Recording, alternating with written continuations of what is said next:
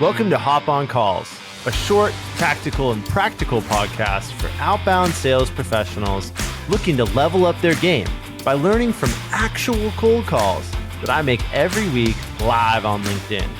My name's Kevin Hopp, and I'm all about helping outbound sales professionals hone their craft and build high-quality pipeline. Let's dive right in and see what we can learn in this episode. Hey, hello. Hey, how you doing? Kevin here, Silver Sky Technologies. Did I catch you with a minute to have a cold conversation with a stranger, or are you heads down on something else, can't talk at all? Love that. What's on the menu today? We going like chicken wings, or we going like salad, or somewhere in between? Somewhere in between. Love that. Okay, so I'm with a company called Silver Sky Technologies. I'll get right to the point, right? We help, we specialize in helping businesses a lot like yours develop a proactive cybersecurity posture. But we totally understand when we're having conversations like this, every business has something in place when it comes to cybersecurity, but we're hearing really consistent challenges. I hear these things all day from folks like yourself that are in the IT field. And the challenges are around visibility into your cybersecurity program, what's going on, when things are getting remediated, things like that. And on the other hand, the bandwidth of your internal staff, if you're a 1-man, 2-man, 3-man, 4-man show, to handle remediation and really respond to threats in real time. I'm curious, any of these problems kind of resonate with you? Okay. So Richardo, let me ask, do you guys use a managed cybersecurity partner today? You guys outsourcing that function, or are you managing it totally? For sure. It makes a lot of sense. Well, Richard, you tell me if this makes any sense at all, but like last time I spoke to someone who had that mixture of inside and outside, what I was able to do is put them with a cybersecurity expert on my team who did a bit of an audit, a bit of an overview on your current environment and kind of a safety checklist of sorts to look at what you have going on right now and what we provide our customers at Silver Sky. We are a managed outsourced provider, but we don't always rip and replace the tools you have. A lot of the times we take over the admin of it, get you better pricing, get you a better solution, or a better configuration in a way, and then allow you to sleep easier at night. You know, we've got a lot of stuff in our wheelhouse. Next gen MXDR platform. We've got a 365, 24/7 SOC security center, right? Would you be open-minded to sitting down with one of the experts on my team later this week, maybe Thursday at 1:00? No, I totally get that. Is this project involving cybersecurity, or this is all like internal system stuff? Yeah.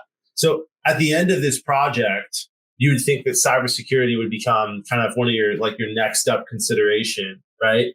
And if we were to have this meeting now, it'd just be pulling away. Like, I don't want to pull away from your resources, to your point, but I don't want to miss the window. You know, what I've had happen before, Richardo, is people say like, look, I'm so swamped, I can't even possibly do this. And then I follow up exactly when they tell me to follow up, and they say, oh yeah, we dealt with that the week after you called. And, you know, because of X, Y, and Z thing. Okay. I'm going to do this. I have a member on my team that is going to be working kind of your territory and companies like yours. So I'm going to hand him your contact information. So so someone's going to reach out from Silver Sky, and he's going to send you some information. You can chew on this, take it as you will. It's a little too far out to schedule time. I don't want to put like my sales, the team's time on the line when it's over a month out. So why don't we do this? I will follow up with you. I'm gonna have my rep follow up with you closer to March, and we will see how that project went, and we'll have that conversation then. Everything you just talked about, Richardo, is exactly what we do, by the way, which is interesting. You talked about the idea of, okay, is there cost savings? If there's not real cost savings, is there value? What is the value? If it's going to be outsourced, is it going to give you back time? That's actually our exact process. So you're going to want to have this conversation. So I'm going to follow up with you. The team's going to follow up with you then. Sound good? Oh, we are a global company, so I'm not worried about that in any way. That's the good news.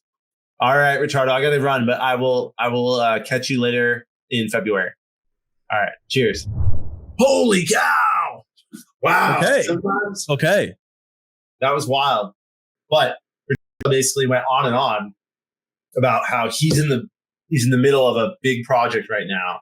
And if he wasn't like the guy, and he seems like he's the guy, I would have like tried to get a referral to someone else. But then he went into exactly like he laid it all out. He's like, hey, after this project, I want to know if we're going to save pricing, if there's value, like what we're getting out of it. Why should we outsource? Like, dude, literally the checklist of things that anyone goes over on a discovery call for cybersecurity. So I was like, okay, cool. Like hot lead at the right time. But timing is a huge part of outbound. Would you agree?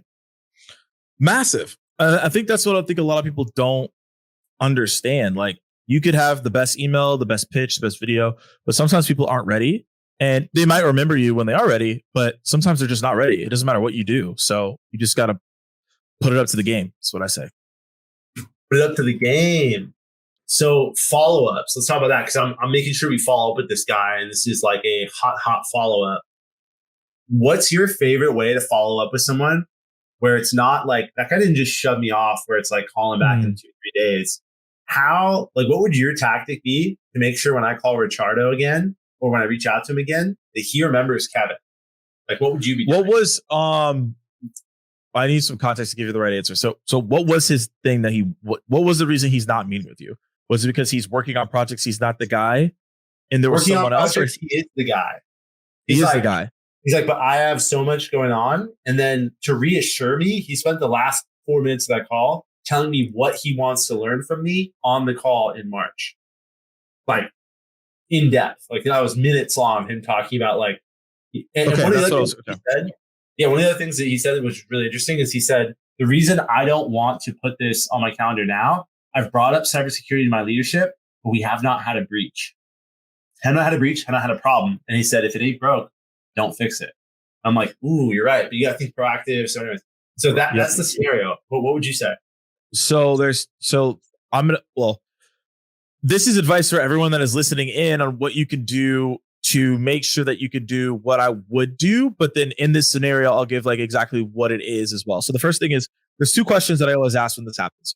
One is, how do I make sure that I'm not an annoying sales rep up until March?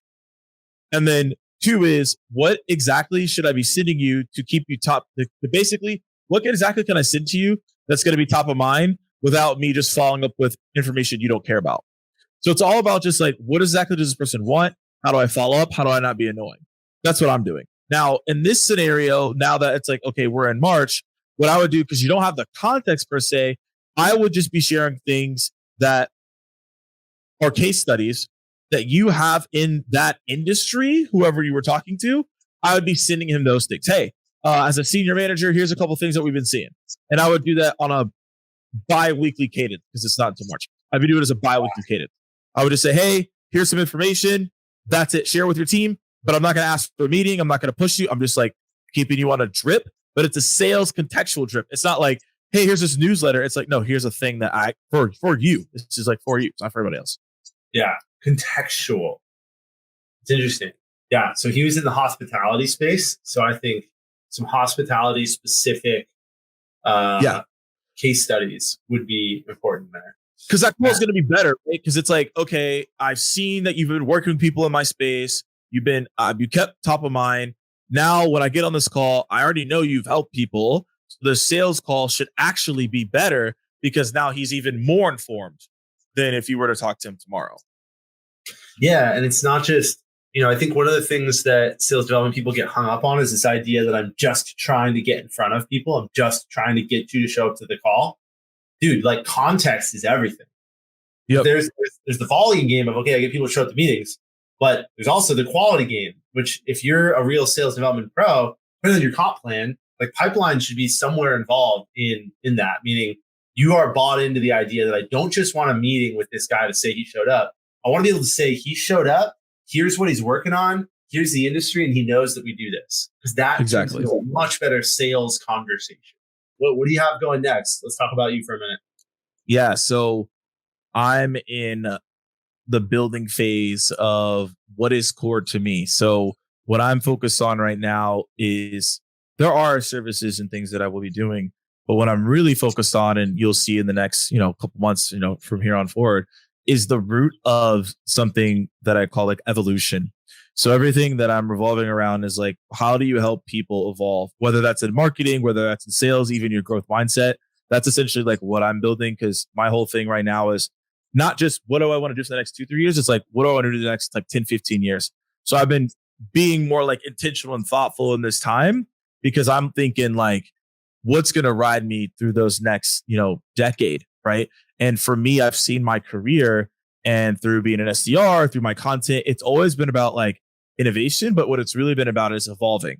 Like I get into something, I don't really know it, but I evolve. Like SDR, I sucked. When I first was a trainer at JV Sales, I wasn't good. So like but I learned along the way to evolve, and I want to be able to guide people in the same way. So my first iteration, that will be around marketing and help on the influencer path. And I'll like talk about that more as I get into it, but it really is around how do you help people evolve?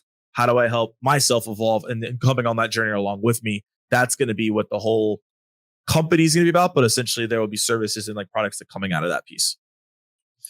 Awesome. Love that. If you are not following Morgan Ingram, I don't know what you're doing. You should be. Please follow Morgan. Tune into the podcast to hear both sides of the audio on that really long call. Almost got a meeting and a really good follow-up. But Morgan, we reached time today. Thank you so much for coming on Hop on Calls.